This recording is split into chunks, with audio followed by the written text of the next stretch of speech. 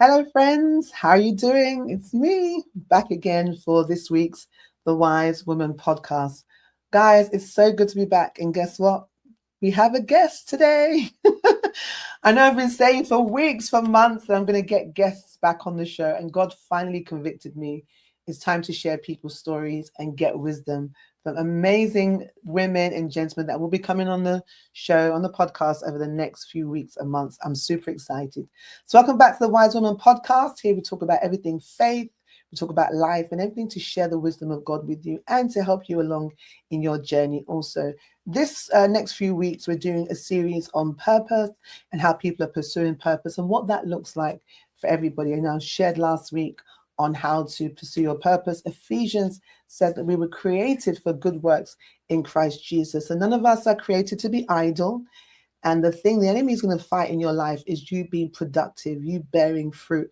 Be fruitful and multiply. This is God's command to us as human beings. You know you're living out God's purpose when your life is being fruitful. And oftentimes the enemy wants to stop us from being productive. First, he wants to stop us from getting saved. And when we're saved, he tries to waste our time and stop us from being productive. And that's what you got to look out for.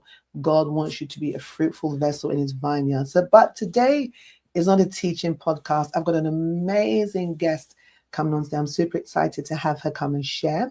But just before that, as always, take a moment to share today's podcast with someone. If you're watching on YouTube, make sure you're subscribing. If you're watching on TikTok or Instagram, make sure you forward this to someone. I honestly believe today's podcast is going to be an absolute blessing to everyone that's going to watch. And remember, it's not just for women, the Wise Woman podcast, it's also for men and everybody interested in gaining wisdom and fulfilling God's will for their life. So I'm going to bring on my amazing guest, Brittany, all the way from the USA. Hey, Brittany.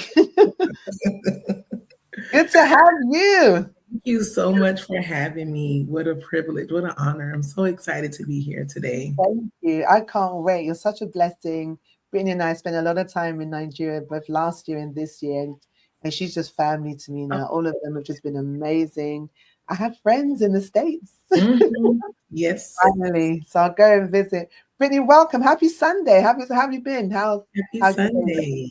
Yeah. Oh, it's been great. It's been a wonderful weekend. Amazing Sunday. Of course, being in God's presence. And I'm just so happy to be here. So it's been great. Amazing. Do what you do best. Take a moment to introduce yourself to everybody, and then we'll kickstart tonight's podcast. Okay, well, hello everyone. My name is Brittany. I am a mom of two. So I have a 16-year-old son and a 10-year-old daughter. I am a full-time 9-to-5 worker and also a full-time entrepreneur. I am a business owner. I do own my own business consulting firm. A little bit about myself. I love God, of course. I love to write. I love poetry. I am a published poet. I do believe that words are truly powerful, so they should not be taken lightly. I love music.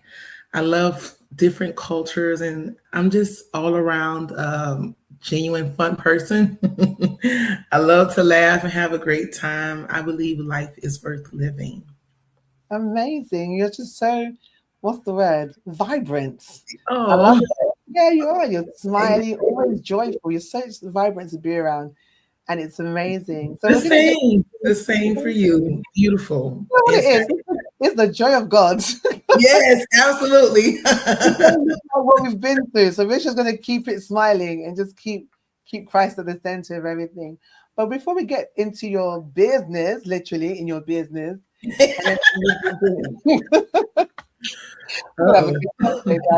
don't mind us.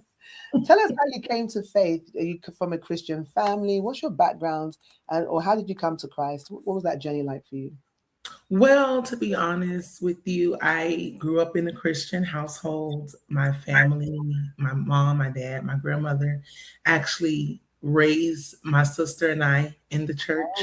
So it was not an option. Okay, she would come to our bedroom every morning with that cane, open that door and be like, let's go. It is time to get up for church. So I'm so glad that was instilled in me as a child, that no matter what, You go and you give God His peace. You go and you set that time for God.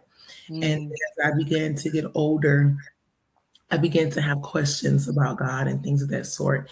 And so I began to study his word. I began to go to my pastor and ask questions, my mom and ask questions, my grandmother.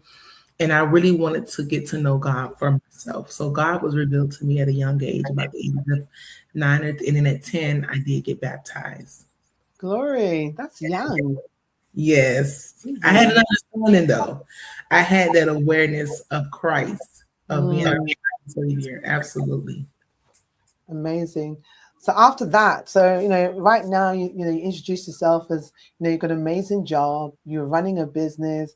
What has this journey been like to this point? Because tonight we're talking about purpose, and I always say to people, purpose is both seasonal. I believe that we can be in God's purpose in seasons of our life, and then there's this grand purpose. Sometimes the purpose that defines our life. I'll give an example for David when he was in the backside of the desert taking care of the sheep. He was in God's purpose.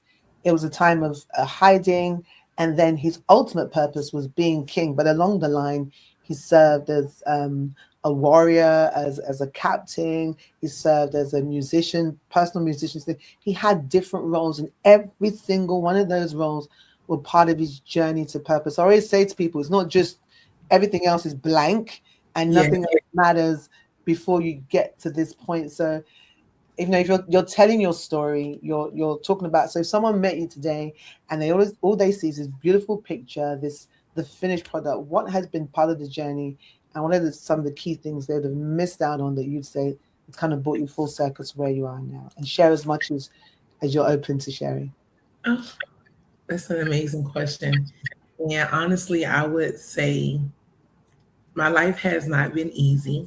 And that's what I always encourage and tell people, Mm, you are when you are chosen, when you're called. I knew that the Lord had a plan for me as a young child. I knew I was different. I knew I was called.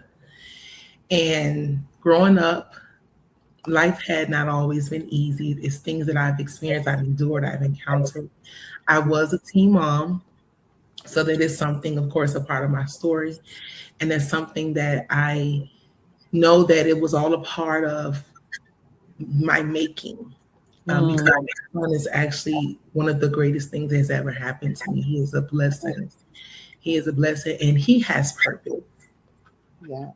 So I was a teen mom. That was not easy going through school, being a mother. And then I was actually always in advanced classes. So I'm thankful to God for that, that He Wow. blessed me with a good brain. Quite academic. Academically, yes. So I was excelling academically, and I was even granted the opportunity to graduate high school early. And so I was only Wow. 17. I was promoted. I passed Wow. my scores and everything. So I was like, oh, great. I had the opportunity to get out of here. I was a mom. So I was like, I'm out of here. Wow. How did you balance that? How did you balance school and parenting? What was that like for you? What was your support system like? So it was not easy. It was very challenging. Mm, My mom was very supportive. She helped me. I also had my son's father in the yeah. picture. He did help as well. But as far as I had to do schoolwork, I had to feed and change the baby, and Wow. I had to get up at 3 in the morning because the school bus would come at 5 a.m. So I had to get the baby ready, feed him, and then get myself ready, and then Wow. be because school started 6:45 in the morning. High school started very early. So it was definitely challenging. However, I was determined.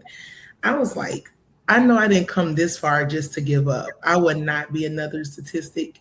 Even though I did have my son at 16, I said, I am going to finish school. I am going to get my high school diploma. And by the grace of God, I did. So I'm so thankful for that. Deserves a round of applause. Well done. How inspiring already. Please tell us more. So school was good. You got out of high school early. That's a great sign, right? That was things are looking good. What happened next? Where's the journey taking you? So then, of course, I went to college. So I said, okay, my ultimate dream was to become a doctor. So I did go to school. I was able to enroll in school. And while I was in school, I actually met my daughter's dad. He was just fresh out of the military, so he was all buff looking and handsome. And he was super, super intelligent. As a matter of fact, I heard of him before I met him. Everyone in school, in the class, called him Google because they were like, if you need to ask a question, ask him. And his name's Elijah. So they didn't call him Elijah. They was like, call him Google. That's Google. So I was in class one day and he wasn't there, but it was like, oh, we need Google here, Google. So then the next day he came, and when he walked in the room and he looked at me and I looked at him, it was like we locked eyes. And I was like, okay. Not even knowing what would happen next. So fast forward, we began to become really good friends, and we end up, dating. He took me out and everything. And after about 3 dates, he was like, I want to marry you. And I was like, oh, really? He was like, yes, I know you're going to be my wife, And I was like, okay, well, can we get together? You got to talk to my dad. And, we really just honestly, we fell in love and had a great friendship. He's just a wonderful person, inside and out, beautiful, funny, unorthodox, and everything of that sort. So he did ask my dad. My dad knew of him as my friend, but then he told my dad that he had fallen in love and he wanted to do the right thing and make an honest woman out of me and marry me. And my dad was like, what? Now, I was 18 because, remind you, I graduated early. So I was 18. He was a little bit older. So, of course, my dad was like, okay. So we ended up getting married. And I got married at 18. And he loved my son. He actually was very involved in my son's life and everything, so it was great. It was beautiful. We had a great family dynamic. That's so amazing. So, wow. So everything kind of happened really early for you. School, being a mother, marriage. So was the plan still to become a doctor? Were you going to be a stay-at-home mom and a wife? What did life look like in that season after that? So after marriage, I kind of relocated because I was living in Florida. So we relocated to Atlanta, Georgia, and things looked a little different. I realized I did not want to be a doctor. I was like, but I want to make doctor money. Who doesn't, right? And so I said, I'll find a different route to go through. And so I began to do some more research in the medical field, and I got a degree in medical administration. And so I said, okay, well, I can do that. And afterwards, of course, life just began. We got very heavy in ministry.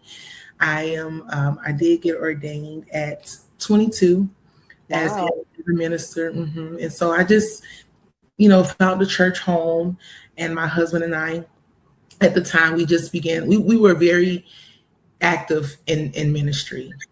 He became an ordained minister as well. So we were both ministers, and we began just to fully devote our life to God and to servitude. And afterwards, just to fast forward, my husband did. Okay. He did. I would say about 4 years into our marriage. Honestly, he didn't have any biological children, and so he wanted a child. He said, my plan is to get married, go to the military, get married, have a child, have a family, start my family. And he did exactly that. However, we were married for years and we were trying to conceive and we couldn't. And I was like, well, what's going on? I'm like, I know nothing's wrong. What's going on? And so, we began to pray and everything and seek God, and just knowing that's one thing about the journey. We can have a plan, but God has his own plan. And timing is everything. So even though we knew that we wanted children, he wanted a child, it was not yet the right time. So 4 years of being married and trying to conceive, and I was like, God, what is going on? And so finally, I did get pregnant with our daughter. And I remember he was so excited. He ran out in the backyard. When the pregnancy test was positive, I'm gonna be a dad. I'm gonna be a dad. He was so excited, you know. Wow. He was really, really, really excited. And I was like, I know, you know, this is gonna be complete. Of course, he wanted a boy, and we ended up having a girl. And Yep. I mean, she just was wrapped around. She had him wrapped around her finger. Okay, Daddy and daughters. that was the boss. I mean, daddy's girl, everything, and it was beautiful, just beautiful. However, a year after she was born, I remember him having a little bit of I would say a cough. And I was like, okay, well, what's going on with your cough? You should go get that checked out, honey. And so he was like, okay. And they said, well, they think it's something like bronchial. They prescribed him something. The cough didn't go away. So after 2 months of this cough, I said, we need to get this checked out. And of course, he was in the military, so we went to the VA hospital. And they said, well, we need you to go to the big hospital to get checked. So he did do a scan, because what happened, his eyes were turning yellow. And I said, that looks like jaundice. You know, that means something is, you know, going on. Yeah, something's not right. Yeah. What's going on? Something is definitely not right. And so they did a scan, and they found about 40 tumors the size of grapes on his liver. And they said, we don't know if it's cancerous yet. We're going to have to do a biopsy. But from the looks of it, it does look like it is, you know, cancer. And I was like, how do you go from a cough to cancer? Wow. So when they did the biopsy, they found out that the cells from those tumors were not liver. They weren't derived from the liver. That made it malignant, meaning it was stage 4. My God. So I said, a cough to stage 4 cancer. My God. So the cough was coming because the liver was inflamed from the tumors, and it was pushing up against his diaphragm. And so that is why he was having that cough. So he already had the cancer. Where did it start from? Did they eventually find out where? They never, to this day, he had a very, very, very rare form of cancer. And it was called squamous cell carcinoma of the liver of unknown origin. So we don't know where it came from. And it was saying, but this was in 2017. So they were saying from 2017, he did his research. Only about 34 people had been diagnosed with that since 1972. So it was extremely rare. And he has such his personality was just so, he was like, you know, God, you would give me a very rare form of cancer. How you going to do? And sometimes we have disagreements. He'll say, Brittany, you can't talk to me like that. I got stage 4 cancer. I was like, what are you saying? Wow. Wow. No, so I mean, of course, we were leaders in ministry, preachers.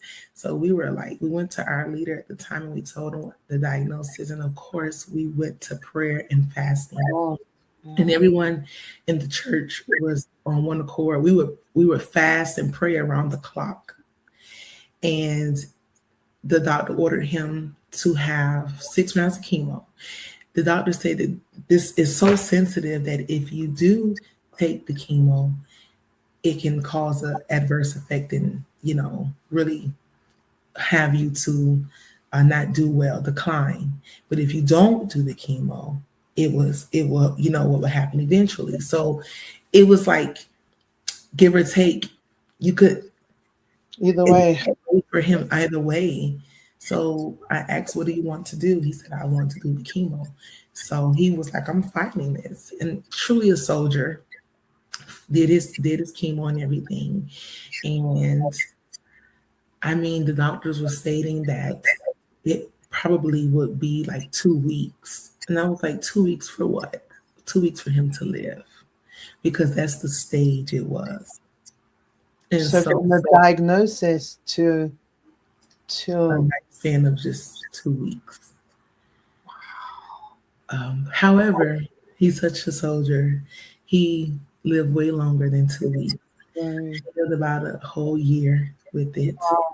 The doctors were stating his hair would fall out. His hair grew beautifully. Matter of fact, he had a signature um, haircut like the mohawk. And it was just, his hair was just beautiful. So he would lose weight, decline. Everything that the doctor said, he had the opposite effect. Glory. And so this was January or February, the diagnosis, and all the way until November of the same year. Um, Unfortunately, the cancer did spread, all over his body, and he did end up passing away. So that was very, of course, heartbreaking for me. Of And course. then How old were you then? You've been we had been married for, fine. 7 years. So I was 25 Yeah. and he was only 31. Wow. And I said, God, this does not make any sense to me. Yeah. What was that season?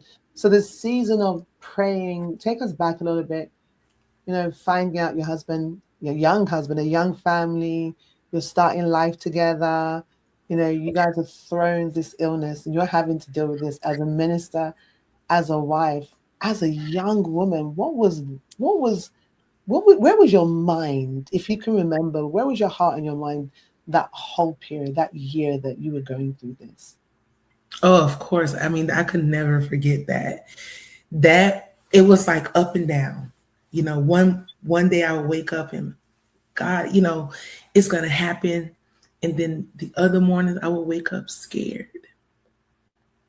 Like, is he really not gonna make it? Is he gonna make it? However, I will tell you this, Esther, I never lost my faith in God. It's like it was embedded in me. It was Yeah. it was a knowing, because I knew, I said my faith was bigger than my doubts. Faith was bigger than my fear. I didn't start fearing until the end. Like when I saw him getting weaker, then I was like, oh, what's going on? The whole year I was fired. I was like, no, God is going to heal him. He's going to heal. I was relentless. I was adamant. I said, God, you're not taking my husband out of here. We got more life to live. We have to have more kids. We wanted to get our house built from the ground. When we were in the US and in the military, they cover home, that you get all type of benefits. So I said, we still have a house to build from the ground. We going into business together. And at this time period, God had allowed me to give birth to a beautiful nonprofit organization, and it was huge. I was partnered with the United Way of Greater Atlanta, and so it was a lot of events, and the Atlanta Seahawks were going to start partnering too with the organization. Wow. It was big, and then he fell sick.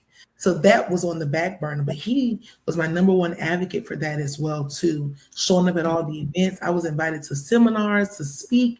It was amazing. So I was like, God, we have so much work left to do. Yeah. So you found that your life still kept moving. God was still using you. Doors were still opening for you. And then at home, you're dealing with a sick husband. You're trying to pray. You're in hope. You're in faith. So there was a lot really, really going on. Towards the end, what happened in that season for you? And how did you reconcile your prayer, your fasting, your trusting God, and then him eventually going to be with the Lord? What did that do to you faith-wise and just everything? Faith-wise, I came to the understanding that we're all here just for a season. This is not our permanent home. It made me realize that we have a set time to be here and everything is predestined. Wow. I said, okay, God, if this is your choice, this is your will, I can't stand against it. I had to accept his will because my husband had accepted God's will for his life. Really? He came to terms with it. Yes, he was telling Wow. our pastor at the time, I'm getting my heart right. He was preparing for his Wow. homegoing. He said, I'm getting my heart right. I've forgiven those who have hurt me and wronged me. He said, I'm making peace. Mm. Then he told me, I'm so happy, Brittany. I'm so happy. Thank you. And I was like, and at that time, I didn't know what he was doing at the time. I'm like, okay, you happy? Okay. But he was letting me know. And then he thanked me. I never forget, because this happened around Thanksgiving. Yeah. So on a Thursday, Thanksgiving on Thursday, he passed that Sunday. Wow. But he only could eat a little bit of turkey, a little bit of stuffing, because he didn't have an appetite. He was very sick. Yeah. And I was staying at the hospital with him all those times, and he said, baby, please go home. Take the kids home, get rest. I wanted to just stay by his side. And he told me, I said, well, why do I have to go home? He said, I want you to go home, have your bath, get comfortable, spend time with the kids. And I said, well, I want to be here with you. He said, I'm fine. And I said, okay. And he looked at me. He said, thank you. Wow. And I said, for what? He said, thank you. He said, I am so happy. You gave him a family, a life, some of the dreams that he wanted. Yes. And so I realized that he came to accept God's will, that he Wow. knew his time was He knew coming his God. on earth, he was going to transition. Wow. That's powerful. Mm. Ooh, and you're young. I mean, I'd say, have to take age away, because maturity and just resilience and just spiritual knowledge and just, having a revelation of God at such a young age, graduating early, just you've grown very, very quickly, right? You became an adult very quickly, you became a mom very quickly. So you just had to just grow up, and you're dealing with real life at such a young age, and you're still young now, right? Yes. Dealing with life. What happened shortly after he passed? Now you're a mother of two, Yes. right? You're Mother two of two children. and a widow. Yeah, finally find yourself back on your own. You've lost your husband. You're holding on to your God. You're ministering. Like, what was that season like? Because I don't know a lot of people who would ever have an understanding of back-to-back challenges, and where your faith is having to be like, I'm still a child of God. How do you reconcile? How do you reconcile that? I would say it honestly, my faith and my knowing, just that relationship. I mean, of course I did grief counseling. I did go to therapy, and I would not negate that. I did do that. And I still am doing that. Why was that necessary for you? It was Where it was was very yeah. it was very necessary, because I realized that I was going into a depression. Okay. I was losing my zeal for life. I wanted to soak in my sadness. I Mm. just wanted to wallow in it. I didn't want to deal with life. And I knew I couldn't do that, because I had two little ones looking up to me like, okay, mommy, what are we going to eat for dinner? Yeah. And I'm like, I just want to lend, I had his clothes, and I was just smelling his clothes, and I was grieving. So grief Mm. at 25, then being a mom still. Now I was married. Now I'm a single mom. And it's not like it was my choice. This was beyond my control. It ain't like we broke up, got a divorce. Like, it Yeah. really was till death did we part. Literally, yeah. I'm so sorry. Yeah. So I really came to a place where I knew that just crying out to God, I would have my time. I would not deny myself having my moments. Literally, I had to take it moment by moment. Sometimes it was too much to do. Oh, take it a day at a time. A day was too much for me. Mm. Keep it completely honest. I Yeah. would go moment by moment. This Mm. moment I'm okay. This moment I'm all right. I'm sad this moment. I'm gonna get myself up the next moment. But if I allow myself to grieve, I allow myself to cry, I would Yeah. journal. And then talking to someone who was licensed for this, to deal with this, they were credible. They went to school for this. They knew how this worked. So I was able to help me manage it and navigate it. That really helped a lot. So I would strongly encourage counseling and therapy because I had counseling in Christ. I had therapy in Mm. Jesus, so definitely. And just talk about that for him, because I think, especially in the Black community, I think this is quite universal, not only in America, not only in England, but also in Africa.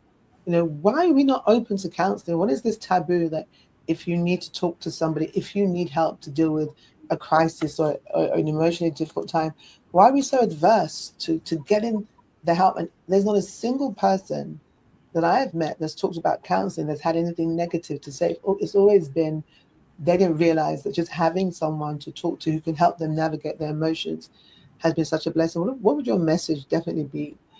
And it could be they're dealing with grief or they're dealing with something else, but they're not considering counseling because of pressures or stereotypes. What would definitely your recommendation be for that? I would honestly say that I would speak to the fact that it is necessary for anyone. And the negative connotation that counseling or therapy has is that you have to have it when something is going on. Hmm. Nothing has to be going wrong in your life to have therapy. You can have therapy just to have therapy, to Mm. navigate life, to go for day to day, for daily usage. And I believe the stereotype about that or the negative connotation that it has, it seems as though the person is weak or they're not able to handle life on their own. Yeah. So they're like, I have to bring someone in to talk to me, to tell me how to deal with my problems. And Mm. it's all about perception. Because if you go in there with the mindset that this person is going to tell me how to deal with my problems, then you may be closed off to it. But if you go in there with the open mind and an open heart and say that this person is they're skilled, they're licensed, they're credible, they're knowledgeable, they're educated in this department, Yeah. Mhm. field, then you will get a different result. And like you said, I have not known anyone who has had anything negative to say about counseling or therapy. It's just the start. Yeah. Wow. So that is chapter 1 and 2 of the story of your life. And you are here, you told everyone you're running the business, you're working. What was the turning point? Did things get better or worse when you started to kind of deal with that aspect of life? What did moving on look like? What did that look like? How did you get to the point where you felt like, okay, I need to start moving on with my life now? That's an excellent question. Moving on looked like just finding things that Brittany liked to do. I Mm. believe that my identity was really caught or defined in being a wife and a mom at a very young age. Mm. So once I became a widow, I realized that I had to be the one that I had to consult with myself about things for life. I will normally always consult with my husband. Of course, I still go to God, but it was ultimately what did I want? What made me happy? What was my decision? So I began to do different things. I began to, go different places. I started to take myself out on shopping sprees and lunch dates, just getting to know myself because I was consumed in a marriage at a very young age. And so once I was no longer married, I just began to navigate life on my own with my 2 kids. And of course, I became even more involved in ministry, serving more to keep my time, to keep my mind going. You know, Mm, moving on, of course, it was not something easy, and it's not something I would say this. You don't get over someone's passing, you learn to live with it. wow. Learn to live with it. So do you still do you still mourn the person, or is what does it feel like now? What is over 5 years? Like what does that Yes, feel like now? Yeah. it's been 9 years, and so it Oh, is, yeah, it's been a long time, but sometimes it feel like it's very recent. mm, hmm But now I would say it is a completely peaceful place because I know he is at peace. yeah, I know he is at peace. I know he fulfilled his purpose. He did everything he desired to do. He knew the Lord. I know he transitioned knowing where he was going. yeah. And that's And the thing. yes, it is. And so, of course, I've released him because at first I was still holding on. I don't want Mm, to let go. You're like, no, I don't want. But I released him, and I'm like, it is wow. well. It is well. Wow, you're so strong, Brittany. That's, I don't know. Anyone who's just lived a whole lifetime in just the first few years of their adult life, you've got things that you could teach me, right? And I'm so proud of you. Yeah, I am. You wear that so well. When you and I met, I just thought she's just so bubbly, so full of life, not knowing that someone had been through a whole lifetime of just trials, right? Of just pushing through and still saying, Lord, there's still more to be done. You're so brilliant. You're a wise woman. You're gracious, just absolutely beautiful inside and Thank you out. so much. And, I love the fact that, you inspire me definitely. And I remember when the Lord said to me, I didn't even know you had a story to tell. All I knew was she was running a business. Like, oh, great. She'd be so inspiring about the business. But all of this has kind of led us to today. When did things start getting better? What's chapter 3? What was the beginning of chapter 3? Let's say Acts 3 of your life. Because at this point, we've had the child, we've had the marriage, and now we're like, this is Act 3. you know, Yes. right? When did Yes. this when was the new chapter again? Ooh, so I really honestly went through a whole lot. Of course, when I would say I started back dating again Yeah, what was that because like? I was like, because he even told me, he told me maybe like a month before he passed that he wanted me to move on. Wow. He wanted me to remarry. And I said, no, what do you mean? I'm gonna be with you. And he was like, I don't want you to be alone. I want you to remarry. So he was preparing me. Wow.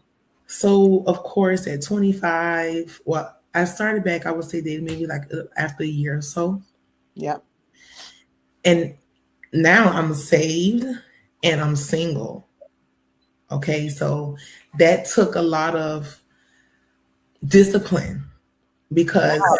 being out, I was like, oh Lord, I'm out here in the world and I don't have a husband. Hmm.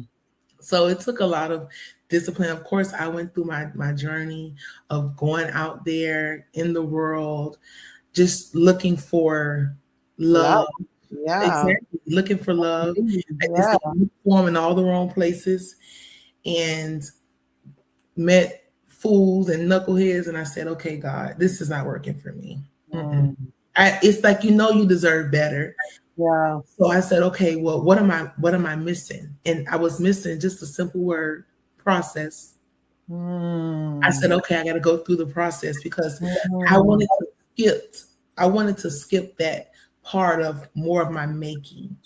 So I knew Hmm. that God didn't allow me to go through all of that Wow. for me to settle and to be unhappy. Yeah. Gonna So use it. Yeah. he used it. So I had to go through that process. He needed that alone time with me. He Mm. needed to build me. He needed to prune me to prepare me for where I am today. So once I went through all those, crazy relationships, I said, okay, God, enough is enough. Mm. I went completely just with God, me and him alone. I wasn't talking with nobody, wasn't dating anyone. I said, okay, God, it's just me and you. When I got consumed with him, then he began to show me who I am in him. Wow. Because we look for, sometimes I was looking for my identity in other people, but he's like, oh, you got to come to me. I'm the creator. I said, thank you, God, I got you.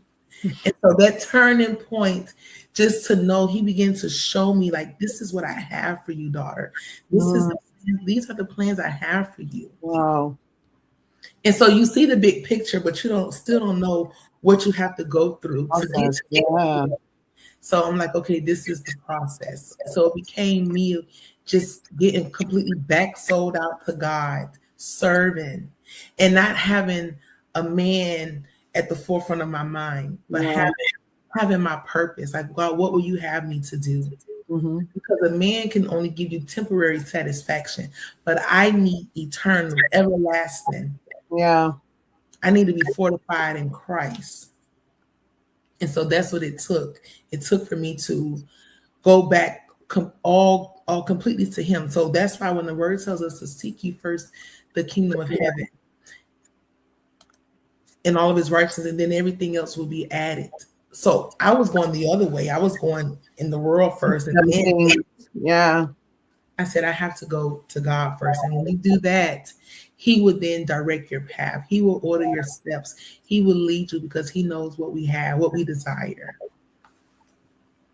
Powerful. And then you're back with God. You're growing in your relationship with the Lord again. You're grieving the best way you know how. And then work and business. Today, you started a business. You're being impactful in your community. You're part of your church organization, and you're in a better place. How has that been? What was that process like? The job you finally landed. I know you said you wanted to be a doctor. What did you end up doing work-wise? And how has that kind of helped you in terms of finding the confidence to start a business? And we'll get to that. So how is purpose beginning to shape itself out for you, fighting through all those seasons and still getting to the point where I still have a purpose for my life? There's still a reason for me to live. There's still work to be done. Now, how do you push through all of that and still fight for what God made you for? I'm just travailing, pushing through in prayer, pushing through it. Like I said, I realized that my pain had purpose, that I didn't go through all of it just to go through it. And so I ended up career-wise, I did not become a doctor. I ended up in the finance industry. So I did go into banking. I said, okay, I'm where the money at. Money answers all things, darling. Put me around the money. So that was great. And I'm still there today. Amazing. And I get to meet a lot of different people. And I believe what pushed me to start a business, I would say, is the fact that I've always been ambitious. I've always had that tenacity. I said I don't just need to have one stream of income. I believe in multiple. I said the average millionaire has 6 or 7 streams of income. Yes. I need to up my income streams.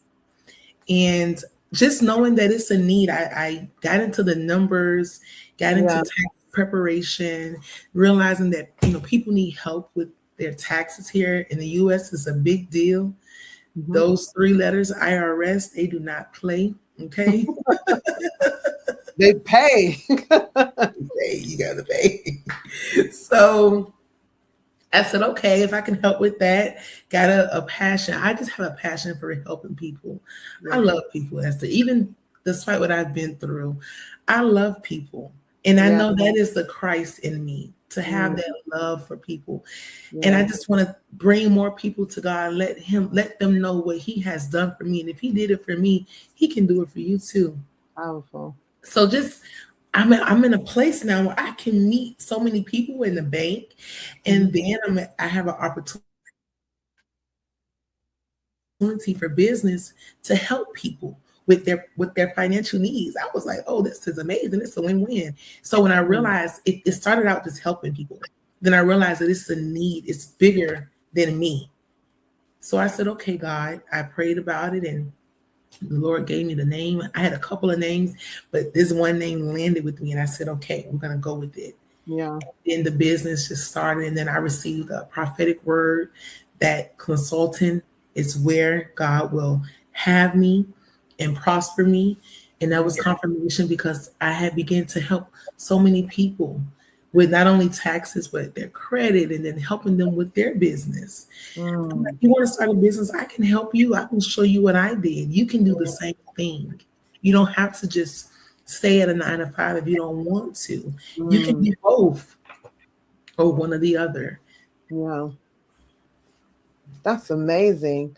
So now your business is consulting, helping Yeah. people start their own businesses, which is a great service, because a lot of people need help. They need that wisdom. Not everybody knows how to do their taxes. Not everybody's confident in dealing with that aspect. Most people just have an idea, but turning it into a business and being able to actually watch it fly and flourish, and to have that gift, Brittany. I mean, when I think about that, it's not even the kind of, I say that because I'm very, what's the word? Creative, right? Yes. Anything to do with numbers, or I run away from numbers, accounting. Like, it's only now that I'm starting to discipline myself. Maths was never my great subject. I was like, so I rate and I really respect and value anybody that can bring that kind of value to my life, so that I, as a person, as a business person as well, truly understand the level of value that can, the wisdom, the intelligence, and all that brain that God gave you, right? Right. And you mentioned about leaving school early. You're incredibly intelligent. Your ability to understand things, to execute things, and just to be able to help people with that aspect of their life. And it's a gift, right? It's a gift that God has given. And you've had to, and I strongly believe that, I can't remember what scripture it was, but the scripture says, occupy till I come. And there's another translation that says, do business. It's like, I had a word from God, I think it was about a month ago, and the Lord was telling me, tell everybody to start a business. I'm telling you, I've had to force myself to start several businesses in the last few months that are still taxing and taking off. So we can talk about that. But Yes. the Lord began to tell me, tell people to start a business, particularly in manufacturing. If you're watching this, particularly in manufacturing, clothing, food, agriculture, um, beauty industry, all these industries are AI safe, right? We're always going to wear clothes, entertainment, events, right? We're always going to eat. Start a cooking business. People are vain. We're always going to need cosmetics. We're always going to wear makeup. We're always going to have creams and lotions. Start a business. Produce, manufacture, provide services for people, especially those of us who are mid or if you're in the corporate world like I am, and you're like senior. I'm a regional manager in my role. You're like senior corporate, you're well into corporate. A lot of those jobs are facing risk. Fortunately for myself, I'm in real estate, I'm in corporate real estate. So a lot of my work is not computer based, it's business to business. I'm actually literally talking to people, negotiating and things like that. So looking back, I'm grateful to God that God even, I wanted to do a lot of what my friends did, IT, and I wanted to go into business. And God just didn't let me. It just didn't happen for me that way. Now they're all starting to pivot, because now this AI revolution is 100% seeping into everybody's life. And you're at Yes. the forefront of this, Brittany. And I'm telling you right now, people are shifting. They're beginning to understand that the future is not going to be based on me being dependent. This is why I'm coming provider. They're coming to you.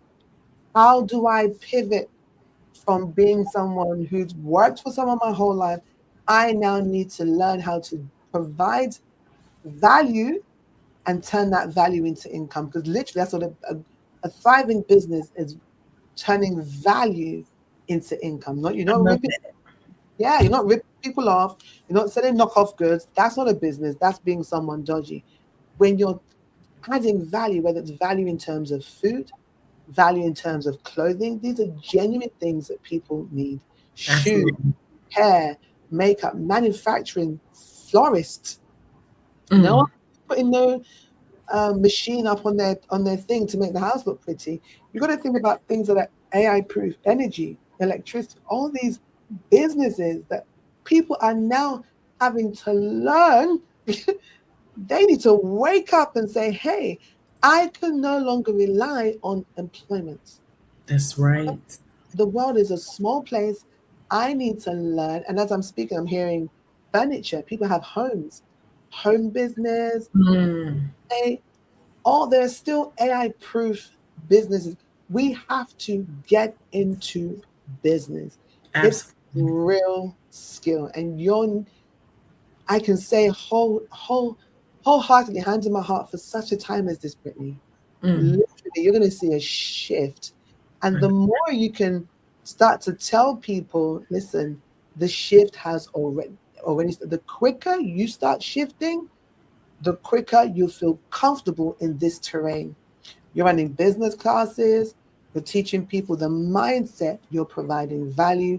I mean, you deserve to get paid for the value that you bring because people don't even understand that concept. A lot of yes. people who have worked with people their whole life, they don't understand the concept that, hey, my gift is to help you see value in your gift and to help you monetize that, right? Wow. Yes. Yeah, because it Yes. is. It's That's powerful, that's powerful. That right? is powerful. Literally, and to help you. So I need a business mentor. So I needed to force myself to slowly start to think, okay, Lord, even as much as my job is not impacted immediately, I don't know what will happen in the future, but I have a strong sense that I too need to get on this business train. Everybody needs to have that financial independence, especially God's children, financial freedom. Yes. The world has done a 360. We're going back to the times of maybe it was the Victorian period or 18 something where people bought things from their neighbors, right? You weren't going to some big, massive superstore. Your friend down the road is a butcher. You're going to the local butcher store, the local farmer. You're buying bread from Susie, who lives at the bottom of the road because Hmm. her mom's a baker. Leanne's mom's doing your hair because salons. Like, everyone has now gone back to providing goods and services. And Yes. God has been, you're hearing, and you're at the forefront. You're hearing people's stories. You've been through enough in your lifetime to be able to Mm, help with people's pain mm. and Wow. still say to them, I know you're going through, but you still need to live. I know Yes. you're going through, but you still got to survive. The world Yes. is moving very quickly. God still has a plan for you. You're going to Plan. have to get yourself together very quickly. And I could only imagine the strength, Brittany, that Mm, God has given you to even be able to. That is what that's the thing I see out of it. Because our Father, He makes all things work together for good. yes. None Absolutely. of that is wasted. So someone could be coming to you crying, like, are you done crying now? Because we still need to pay bills. Yes. We still need to find a way to keep you in this house. We still need to find because at some point you say, listen, this too will pass, but life has to keep on going. You still need Go. to add value. Yeah, but I'm so proud of you as a woman, as a black woman, as a child of God. Yeah, because you don't look like what you've been through. You don't. You don't even come across like someone who's been through, like you're full of life, full of energy, life of the party. When we're all going out in Lagos, like, hey, what next? Where we going? Everybody's just having a good time. Everyone's just having a good time, and you've carried that so Mm, well, so mm. well.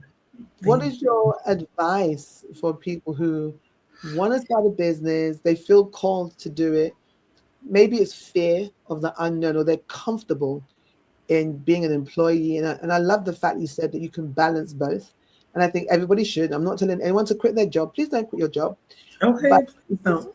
yeah, it would be good to do something on the side that they can say, hey, let me challenge myself and create income. I don't need to be working 5 jobs. I can create income by value. How would that consultation look like if they came to talk to you? You ask amazing questions, by the way. I mean, amazing. it Struggle would, to get out of you.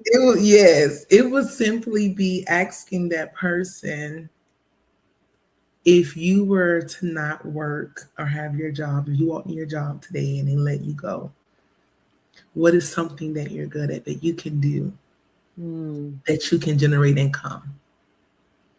And I would ask the person, like I would ask, what is your passion?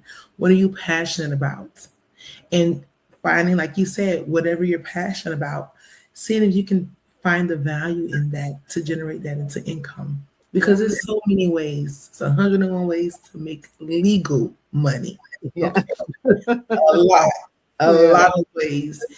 And I enjoy the fact that being a business owner, I'm able to have more than one income. And to be honest, what I get paid to do a consultation or to help a business client, sometimes you do the math, how many hours at someone's job you'll have to work to make that. And that is able to be generated by one client. Yeah. So a lot of times we're shortchanging ourselves.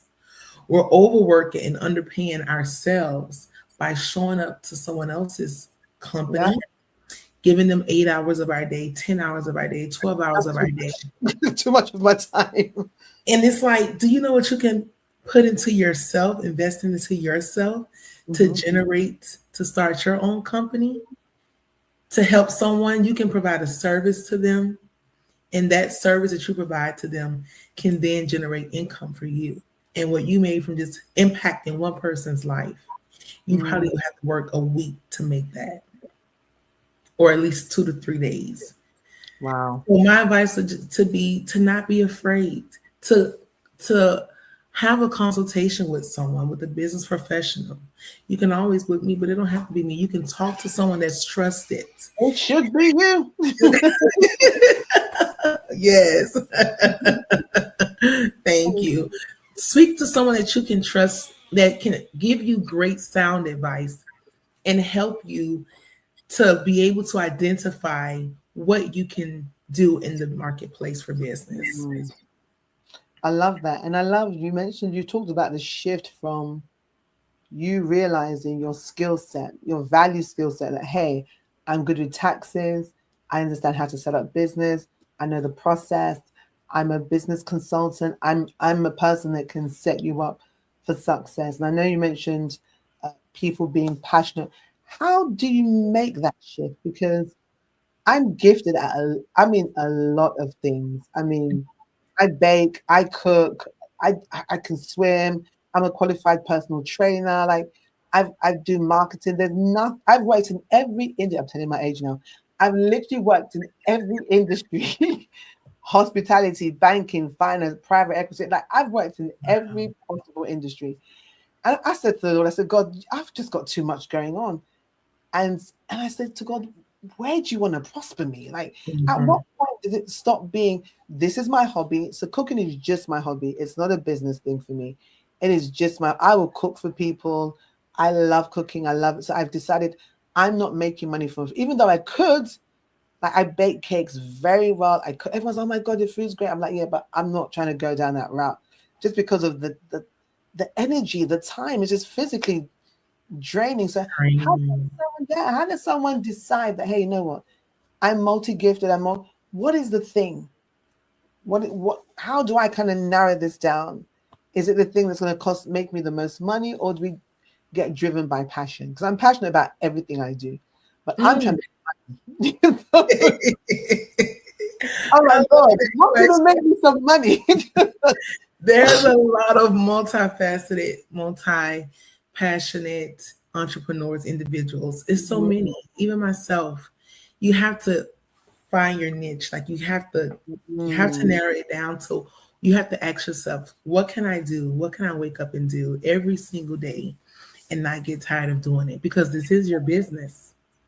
So if you, like you said, you already know cooking was going to be too exhausting for you, even though you're good at it. This is just something that's a hobby. But also too, you have to find what you are called to. how you are called to serve people, because business is also ministry. Yeah. Business is also serving people. So even though Mm. I have clients, I am still pouring into them. I'm pouring Yeah. out. I'm helping them find their passion, helping them pinpoint things. So Mm. that's still I'm still serving you. If I'm filing your company for your state, I'm here in Texas. You can be in New York. I'm doing a service for you. This is Mm. all me serving you. This is something that I can do every day. I can do it with my eyes closed.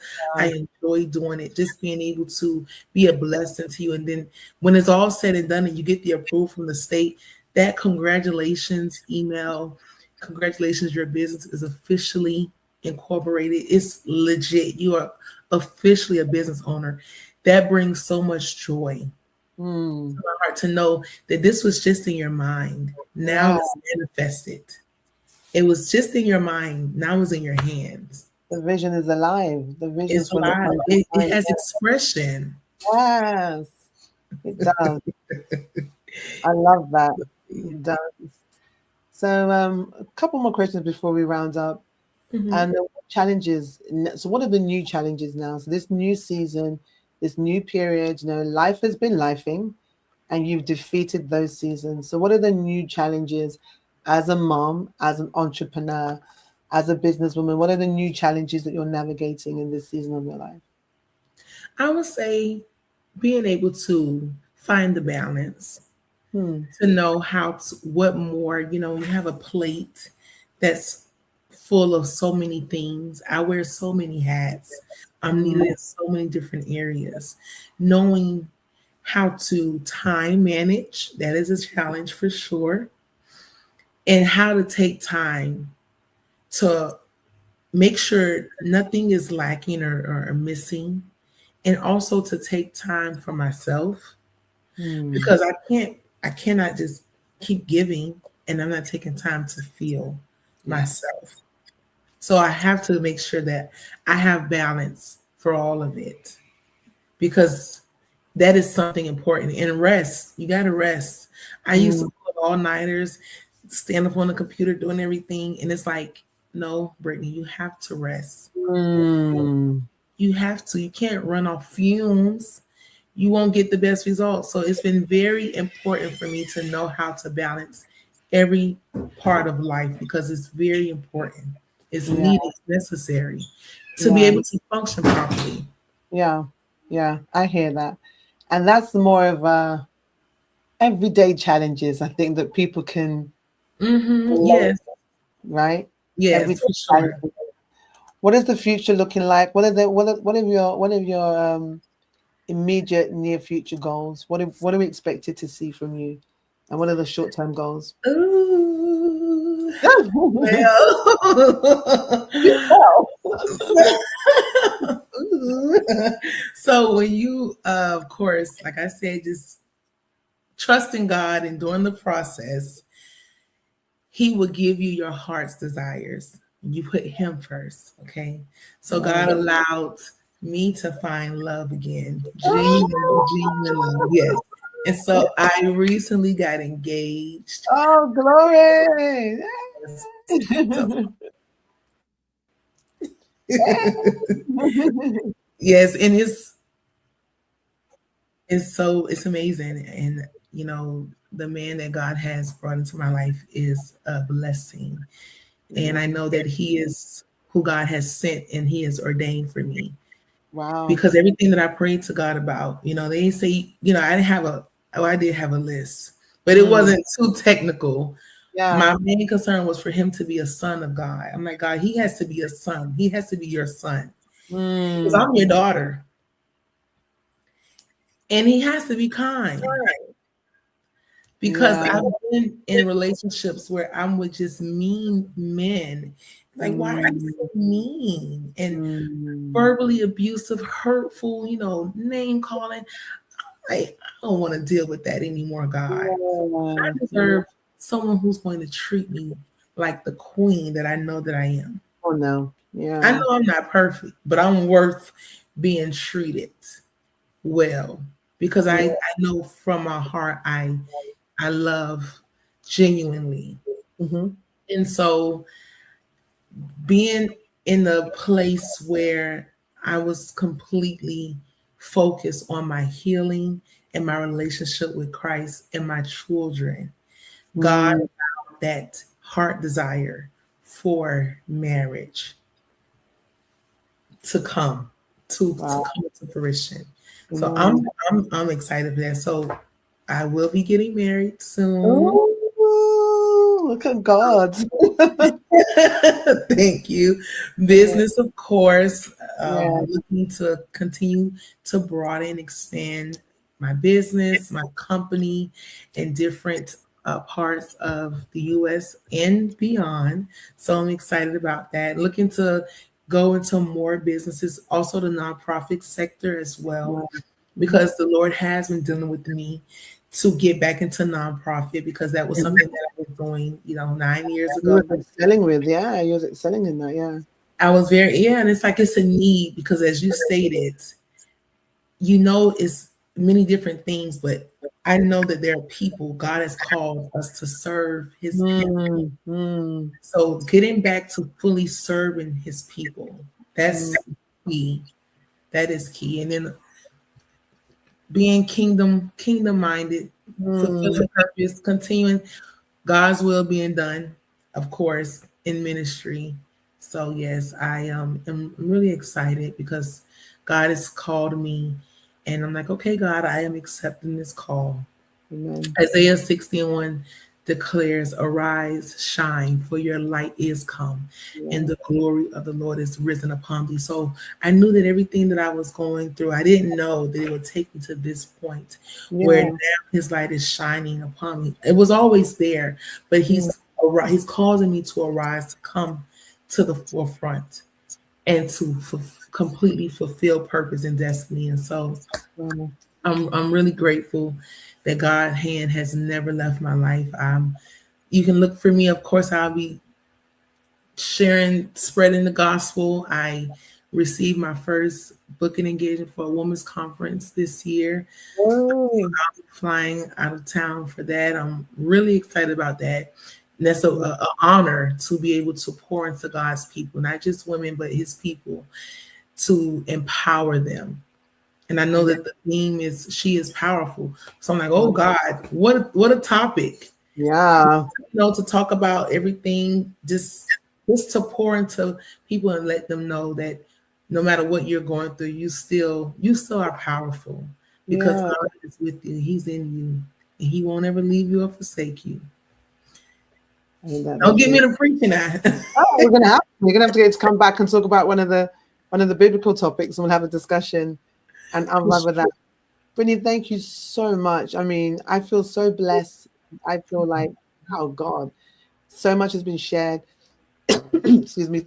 Let's have the cough that didn't come back on. So much has been shared, and God has been absolutely faithful. Do you have any more final words? Anything on your heart you may not have said that you might want to take a moment to share before we round up for tonight? But thank you so Oh, thank you. Thank you. Thank you for having me. This has been an absolute pleasure. I don't take this lightly. I really appreciate you. You are a beautiful, phenomenal woman of God. Every time I'm around you in your presence, it's just jubilee. That's what I see. And you're so funny and down to earth. I love your spirit. I love and more grace. This is amazing. much. And I'm so honored to be a guest here. My final words, what I will say to the people is to not neglect your mental health. It's Mm, extremely important. mm, Mental health is monumental, even when it comes to purpose. If you don't have a healthy mind, you will not have a healthy life. So it's mm, important to have a healthy mind. And also, if you are going through some things, you're not meant to go through anything alone. Reach out for help, reach out and talk to someone. It's okay to not be okay. mm. Admit that, deal with it, Get the help. conquer it, and move on because God is always with you. You can't give up. You come this far, so don't give up. Don't Mm. give up. God is always with you. And I'm rooting for you. I love that. Thank you so much, Brittany. Thank you so much. Hang Yes, out in the green room. I'm going to close out the show and then we can have a chit chat straight after. Friends, thank you so much. The amazing Brittany Benson has just been so inspiring, guys.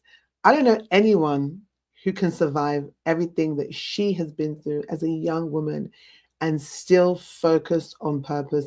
What is your excuse? What is your excuse to God as to why you can't do the things that He's asked you to do? Listen, I keep telling everybody this. This is the time to stay occupied. Jesus didn't save us just to hang around and be idle. There is something you should be getting along with. Your life is about being fruitful. And for some of us, it's ministry.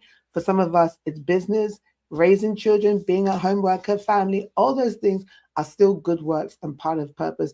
You need to ask God, what is your purpose for me in this season of my life? Every season of your life is about being productive, being purposeful, and serving humanity. No one serves themselves. An apple doesn't eat itself, right?